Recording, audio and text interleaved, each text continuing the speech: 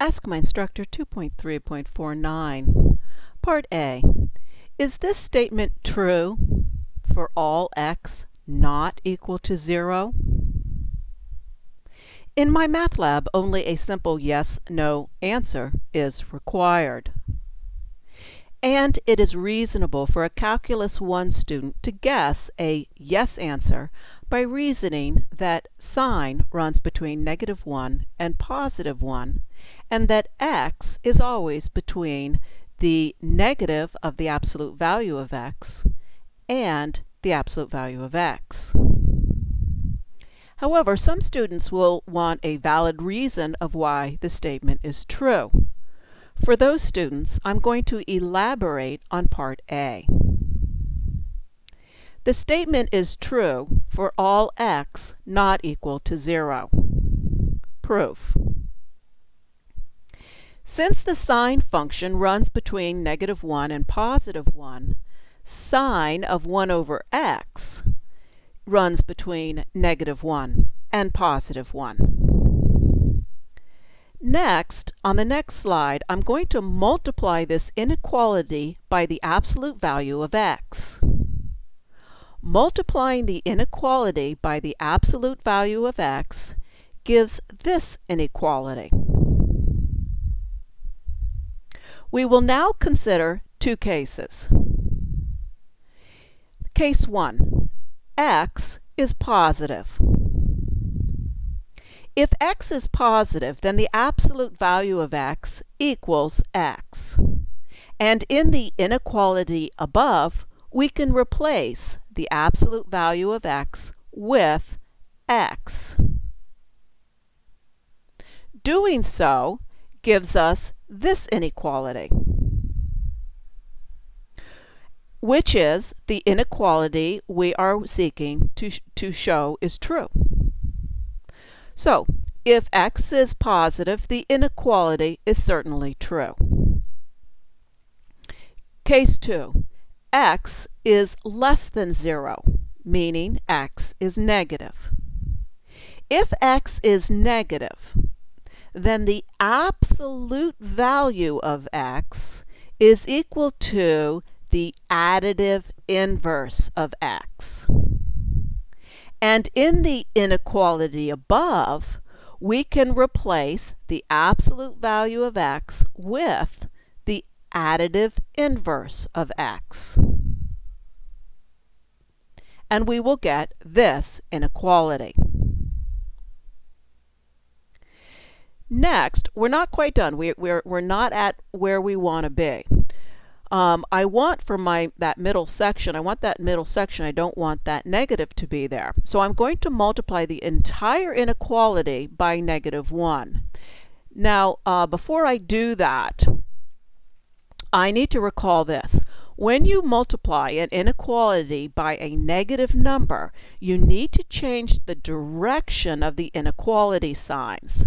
So we're going to multiply everything in the inequality by -1, and we're also going to flip the inequality so that they point in the opposite direction from where they're pointing now. So go ahead and do that. Multiplying the inequality by -1 gives us this new inequality, which is the same as the inequality we seek. So, in fact, this inequality is true for all x not equal to 0. B. Illustrate the inequality with a graph. Well, my inequality involves three functions: an upper function, a middle function, and a lower function. Let's look at the upper function first. Graph y equals the absolute value of x. Y equals the absolute value of x is just a V shape with its vertex at 0. Next, graph the negative of the absolute value of x. And so I've got y equals the negative absolute value of x. So the red is my upper function, the green is my lower function. Let's graph the middle function. x sine of 2 over x. So graph y equals x sine 2 over x. When I do that, I can see the inequality that x sine of 2x is always between the negative absolute value of x and the positive absolute value of x. C. Use the squeeze theorem to find the limit as x goes to 0 of x sine 2 over x. The squeeze theorem says that if g is between f and h, and f is going to L, and h is going to L, the squeeze theorem says if all of those three things are true, then g is also going to L. And the word squeeze fits very nicely. I am squeezing g between f and h.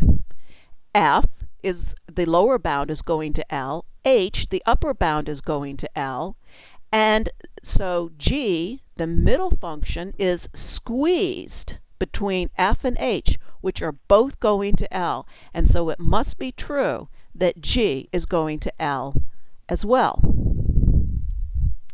So we are instructed to find the limit of x sine of 2 over x as x goes to 0. And we're instructed to find this limit using the squeeze theorem.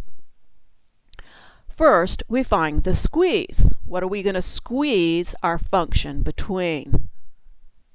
Well, thanks to the guidance of MyMathLab, we have a lower and an upper function. We have y equals absolute value of x and y equals negative absolute value of x that we can squeeze our function between. And so we've got our squeeze. Find the limit of the lower function. Our target point is a equals 0, and the lower function is y equals negative absolute value of x. So what is the limit of the negative absolute value of x as x goes to 0? And the limit is equal to 0. Step 3. What about your upper function? Well, the target point is still a equals 0. The fact that they all going to the same target point is essential. This time we are looking at the upper function y equals the absolute value of x. And we need to find the limit. What is the limit of the absolute value of x as x goes to 0? That limit is equal to 0.